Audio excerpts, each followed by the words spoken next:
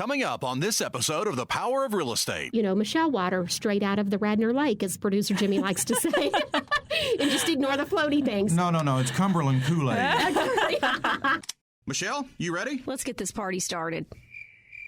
Okay, we need a little more enthusiasm. I'm not RSVPing to that party. Oh. Try it again. Take two. Michelle, you ready? Let's get this party started. Yeah, I'd go to that party. Ow! She spent over 20 years as a successful realtor and realtor coach, recipient of over 40 sales, leadership, and literary awards from the legendary Music Row in Nashville. This is The Power of Real Estate with Michelle Moore. Hello, and welcome to The Power of Real Estate. I'm in the studio with a very special guest. The one, the only, producer Jimmy, and Honora Bates. She's in the house today. Hi, Honora. Hi, Michelle. Thank you so much for having me. I'm really excited to be here. Oh, I'm glad that you're here. I appreciate you coming in, actually. I think that today's show is going to be great. It's going to add a lot of value. So those of you that are listening going, I don't know Honora Bates. What's so special about this lady? So Honora is still a relatively new agent. She's been doing some coaching with me. And you've been licensed how long? About 4 or 5 months. Yeah, okay. So new agent. And today we're going to be talking about 3 questions from a rookie. You know, I think that this is one of those things that if you're a rookie agent, of course, there's value to be added, but also, because you probably have these same questions, may not have learned the lessons or whatever that she's asking about today. But Honora also, I think, helps to bring, when you listen to questions from a rookie, it helps us to maybe even remember some things that we've forgotten as an experienced agent. So just anybody can get something from questions from a rookie, I think. So I'm excited to hear what these questions are. And so Honora, you've been doing some coaching with me. We've spent some time together. It's been a lot of fun. I got to say, I love coaching you because you actually are very driven. And you've gone through a lot of coaching, you get things done. There's nothing as a coach that's worse than when you're coaching someone and they don't get their stuff done. Well, I appreciate that. It's been a lot of fun working with you, too. So I thought, well, let's have you on the podcast. And Honora was so great to immediately say, yes, I'll do it. So, all right. So I know you've got some questions. So we're going to do 3 questions from a rookie today. And so I know you've got those ready. So Honora, what's your first question? I've spent my entire career before real estate in the nonprofit world, and one of those organizations was a very large nationwide organization. And so when I was working for them, I really had to represent that particular brand. And so I think the biggest challenge for me right now is making that shift from representing a particular brand and now realizing that I'm actually the brand. So my question is, how do you build that brand? You've, got a successful business and you've branded Michelle Moore. So my biggest question is, how do you set yourself up for success that way? Such a great question. Such a great point, too, that you make, Honora, because it's not the company that you're with. It's about you and what you will do. And so when you sit down with someone and you're talking with them, whether they're a buyer or a seller, a builder, investor, whatever it is, I've told people before when they've said, well, who's this small company you're with, which now is a larger company, but still locally owned here in town. My wife and I met with another agent, and she's with this big name brand, but I've never heard of the company you're with. And I'm like, well, look, the big name brand is owned by such and so, and, he isn't going to sit here in your kitchen table. At the end of the day, it's about me, the agent, and what I bring to the table and how I can help you. And they were like, wow, that's a great point. And I ended up getting that listing, which has led on to many other things. But that's the big thing, is being able to communicate, that they're really doing business with you. And yes, you're affiliated with a company, but the owner of that company isn't going to be sitting at the table. And so, but branding you is really about, I think, first and foremost, in a lot of areas of your business, it's about consistency. So just like when you're sitting here at the table today, what's sitting in front of you? A bottled water. And what's on the bottled water? It's my logo, my slogan. Fantastic. Yeah. And so, you flip it around and, and it's got real estate coaching simplified. We keep things simplified. So you come in to do the podcast and we've got, Michelle water straight out of the Radnor Lake, as producer Jimmy likes to say. and just ignore the floaty things. No, it's Cumberland Kool-Aid. But the point is, so the branding is there. So when I do anything, it is branded. And it's consistently branded. A brand is your brand colors, all of that. I can't tell you how many large companies, owners of large companies that I've worked with, they couldn't even tell you the exact shade of red in their logo. That's a problem. And so you've got to know your fonts and you've got to be consistent, and then you've got to use it everywhere. I just wrote an article for a magazine, a home magazine here in town, Nashville House and Home and Garden magazine, and even the header in the magazine is all my photo, all my branding. When you go to my website, everything is extreme. You don't go to Target and one tag is a different shade of red than the other tag. Right. So you have to. It's all through the consistency, and then it's about what you can do and leveraging the company and the assets that you're affiliated with. But I think sometimes people just don't consistently put out that brand. And so my goal is that people recognize my face, my signage, my website, my business cards, everything is consistently. And then I go above and beyond with extra little things like bottled waters, even when I'm at an open house or whatever. So make sure that you're consistently pushing out that brand. And like with, Real Estate Coaching Simplified, we have a slogan: we keep things simplified. I always say the most complicated thing about the company is the name. Real Estate Coaching Simplified is kind of long. But we keep things simplified. It's not rocket science. It's not brain surgery, thank goodness. And so it's just about mastering the basics. And so a lot of times mastering the basics is about consistently doing something. And so get something that represents you. If you notice, my brand, both my real estate brand and my coaching company brand, are black with white and red and a little bit of gray. The reason is because black is kind of a high end. Mm-hmm. So I read something this weekend on a private group that said, hey, I'm thinking about branding, and trying to do some marketing to some high end buyers and sellers. Anybody got any advice for me? My first piece of advice was use black in your branding, because that is kind of a high-end, high-level, prestige kind of thing. When you hire me, you're not hiring the Walmart of coaching. Right. And so I want to make sure that is, so I've studied what colors even mean. And so that's just kind of an example. So consistently brand yourself. And this is the goal too. A lot of people, I've heard this kind of message a couple of times and I love it. And it's really about being the authority on whatever your specialty is. So if you want to do high-end buyers or sellers or high-end real estate, or you want to specialize in first-time buyers, new home construction, log homes, whatever that is, just make sure that you're consistently communicating that.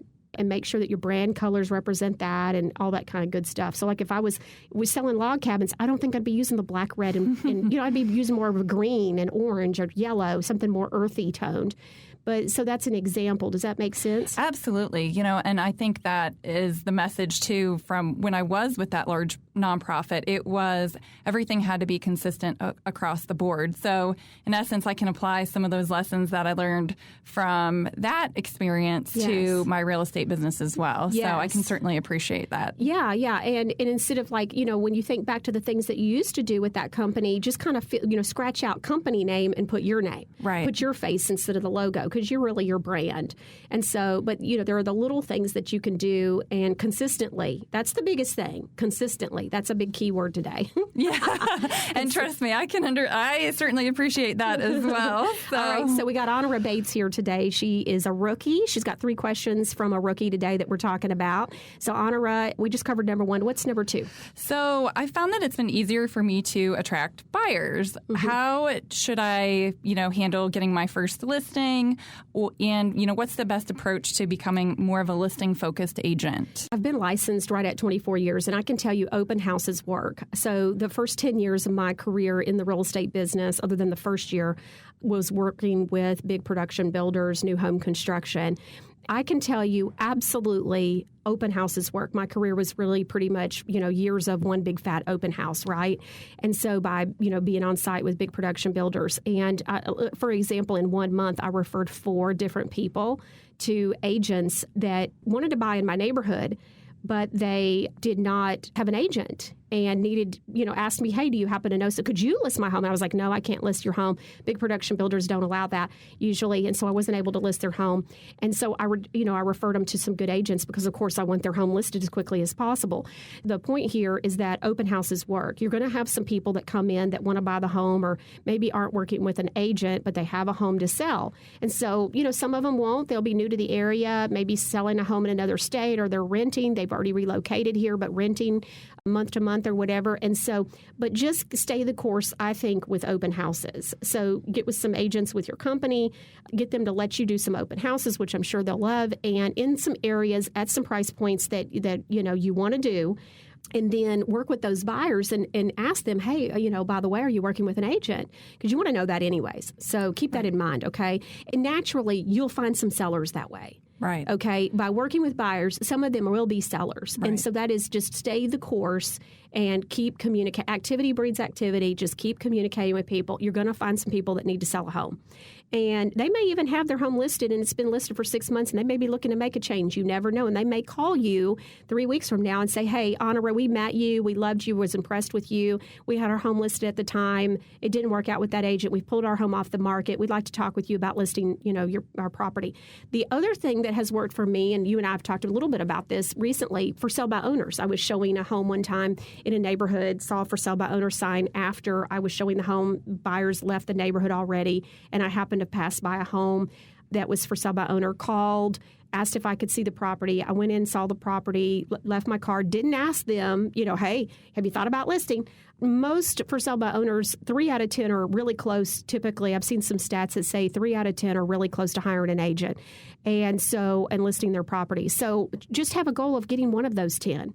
There's going to be, like I've told you before, look, activity breeds activity, but also you're going to practice. You're going to get better. You always win if you look at it that way. If you're like, well, Michelle, I didn't get the listing. This is where I messed up. Great. Now, you messed up and, good. You won't do that on the next one. So you're already winning, And so I think that's a great way to look at it and keep things in perspective is you're winning and you're practicing and you're getting better. And if you're getting better, then you're winning. Yeah, and I think that's a great reminder, too, that, failure breeds success or, you never know until you try. So I think that's a good motivator to keep, in mind for me going forward. So when I am reaching out to maybe some of those for sale by owners, it's okay if it doesn't work out, the first time, and just to keep plugging away and keep trying. So yeah. Success may not look like you think it does, but, or what you want it to look like, but that doesn't mean that it's not working. So, right. All right. So we're talking with Honora. She's a rookie. She's been licensed about 4 months now, 4 to 5 months, and she is somebody who I coach. She's doing a fantastic job. She's been a great student, one of my favorites. She's got 3 questions from a rookie today for us. We've covered the first 2. Honora, what's number 3? All right. The third question is, it seems like the non-sales approach is the best approach. How do I hone that technique? What's your favorite way to approach people? It's naturally going to come up in open houses. Right. So just asking questions, being inquisitive. Okay, so where do you live now? Well, we have a home such and so. We've had it listed for people. If you just ask an open-ended question, you'll end up getting 5 answers to one question. So that's one thing. The other thing is social media. You get more of what you're talking about. So it's not just being on social media sharing, something funny about one of your kids or your dog or whatever. People want to feel like they know you. So I share about all that. But and I love all that. That's fun. But you also want to be talking about what you are doing. And you don't want to hit people over the head, but it's always about adding value. And so I think consistently doing some things on social media. We just had a post that you did recently through your coaching we talked about because you were like, I really want to do some things on social media. So we set some goals. And so you share how that worked for you. So we talked about the value of being funny and having people laugh. Sure. So share something. So I've now shared 2 really hysterical memes. One with Meghan and Harry that I posted on my community social media page, and that got more comments and more likes than any post I've ever posted on that social media page. But it was also real estate related. It was real estate related. Yeah. It was a meme of, Meghan and Harry, and it said, ready to move out of grandma's, call me. So it really garnered a lot of positive attention, and people thought it was hilarious. And it was real estate related. It was. So you're not just being funny, but Right. it's like, hey, call me. It did have the call to action. Right. And so we were very intentional about what you were going to say. We coached through that. You had all your information on there, but it was funny. People like to laugh. And so I laugh all the time. I make me laugh all the time. I'm my favorite person to hang out with because I make me laugh all the time. But my husband says I'm too easily amused. Did you say that got the most? It did. Of any post I've ever posted on there, that's the most attention, I've gotten from a social media post.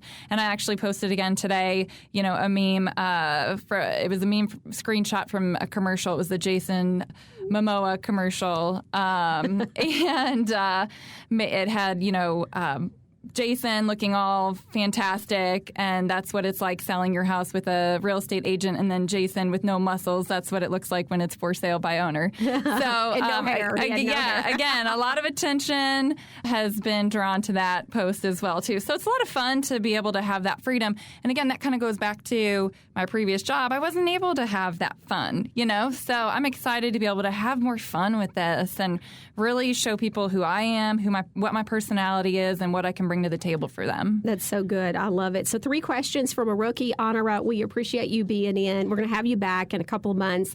I'm sure we got some other things we can talk about with the value of coaching and all kinds of good stuff. So I think we're going to talk about that because I know that, we've had some great coaching sessions and you've learned some great lessons from that. So we'll have you back if you'll come back. Absolutely. All right. So Honora Bates, thank you so much. And if you're a rookie or if you haven't gotten a copy of Selling Simplified, 55 Fast Tips to Jumpstart Your Real Estate Business, there's no better time than today.